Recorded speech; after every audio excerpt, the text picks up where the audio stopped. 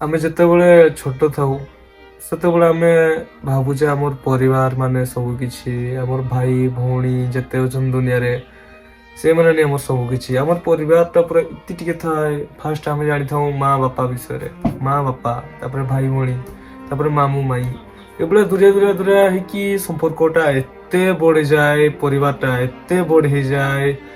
ସମସ୍ତଙ୍କୁ ଆମେ ଧୀରେ ଧୀରେ ଜାଣୁ, ଧୀରେ ଧୀରେ ଆମେ ତାପରେ ସ୍କୁଲ ଯାଉ।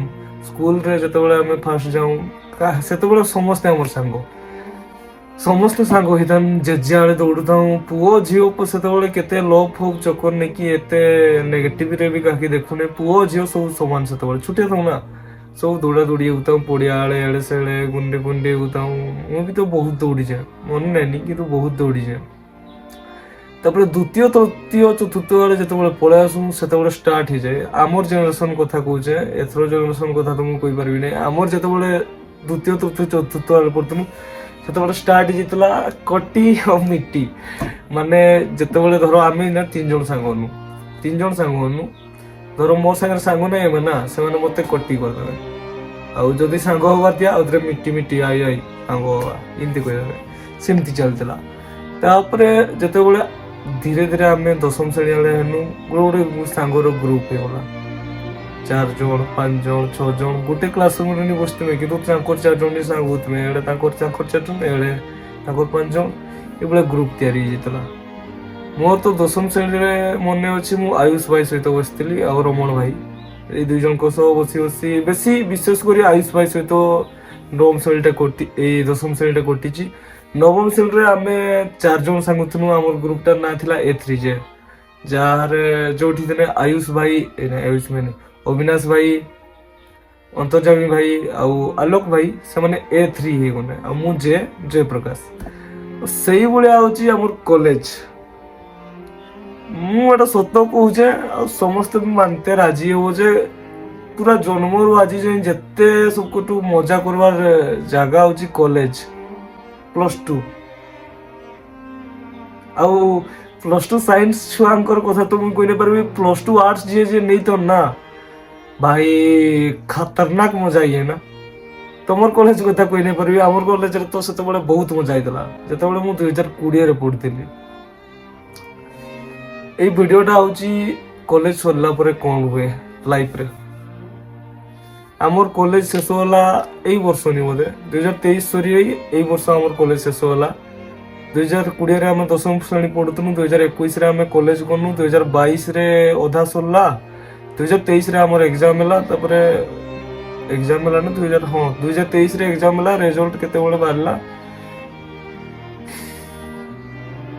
ତାପରେ ଏଇନା ଆମେ ଘରେ ବସିଛୁ।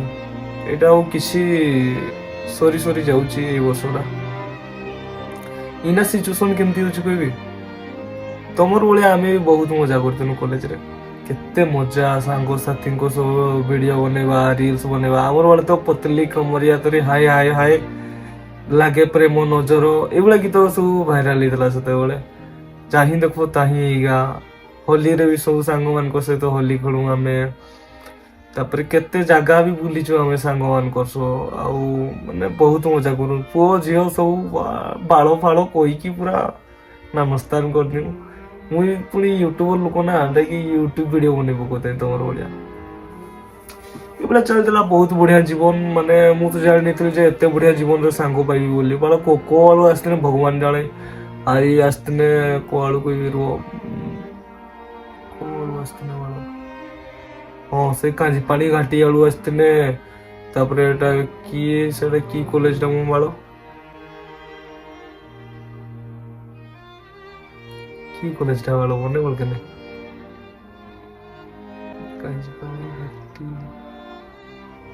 ବାଳ ମନେ ପଡୁକେ ନାଇଁ ଯେ।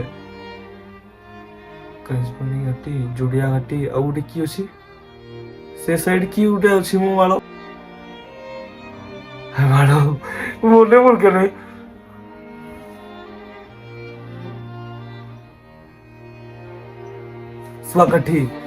ଶୁଆକାଠି ଆଳୁ ବି ଆସିଥିଲେ। ଆଉ ଏଡେ ଏଇ ଚିଣ୍ଡା ସାଇଡରୁ ବି ଆସିଥିଲେ ଆମର ଗାଁରୁ। ମାନେ ମୁଁ ତ ଏଟା ମାମୁଁ ଘରେ ଅଛି, ଆମର ଗାଁରୁ ବି ଆସିଥିଲେ। ବସନ୍ତପୁର ଆଳୁ ବି ଆସିଥିଲେ, ଆଉ ଆଳେ ବଳମାଳ ଆଳୁ ବି ସବୁ ଆଳୁ ଆସିଥିଲେ।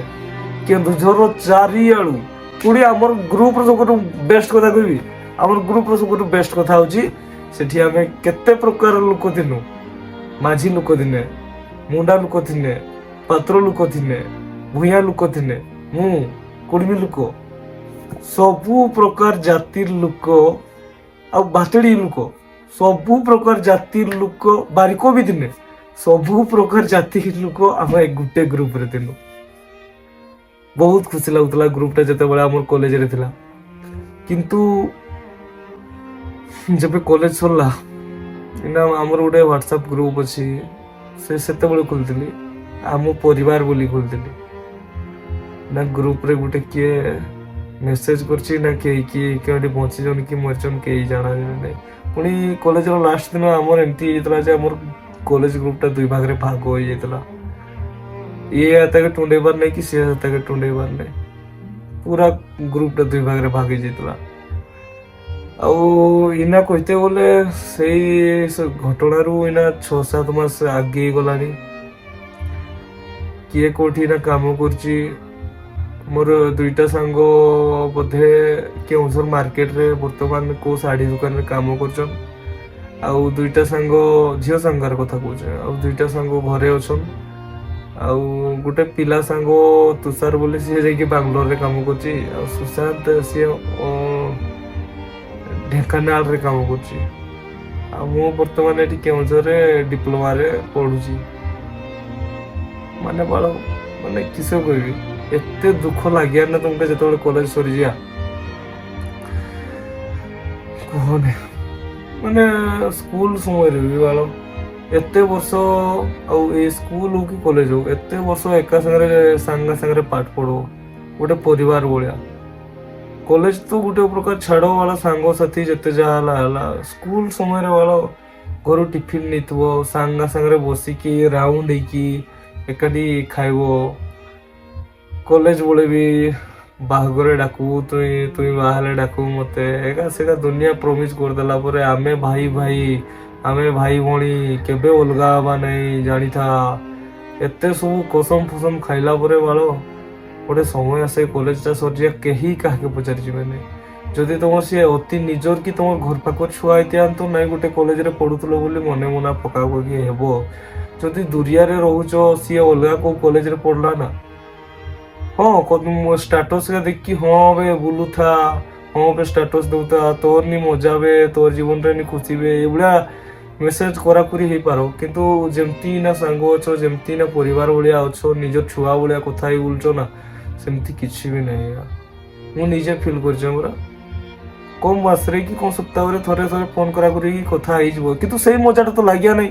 ମୁଁ ମୋର ସାଙ୍ଗ ସୁଶାନ୍ତ କେ ଆଜି ପର୍ଯ୍ୟନ୍ତ କୁହେ, ସେ କଲେଜର ଲାଷ୍ଟ ଦିନ ଆଳେ ହଉଥିଲା ବେଳେ, ବେ ସୁଶାନ୍ତ ବାଳ ଫସିଗନୁ ବେ, ଆଉ କଲେଜ ତ ସରିଯାଉଛି ଏଇଟା ବାଳ, ଏଇନା ଯେମିତି ଫୋନ କରାକରି ହଉଛୁ, ଆଇ କୋଉଠି ପହଞ୍ଚିଲୁନି ଭାଇ, ବସରେ ଆସୁଛୁ ପୁରା, ଆଇ ମୁଁ ତତେ ଏଇଠୁ ରିସିଭ୍ କରିବି, ଆଇ ଏଠୁ କଲେଜ ଯିବା ବୋଲି ଯୋଉ ଫୋନ କରାକରି ହଉଛୁ ସେଇଟା ଆଉ ନାଇଁ କରାକରି ହେଇପାର ବେ ବୁଝିଲୁ। ଗୋଟେ ସିଏ କହୁଥିଲା ନାଇଁ ବେ ବାଳ କଲେଜ ସରିଲା ଯେ କି, ଆମେ ତ ଘର ସାମ୍ନା ସାମ୍ନି ଲୁ, ଆଉ ଆମେ ସବୁଦିନ ଫୋନ କରି କଥା ହବା।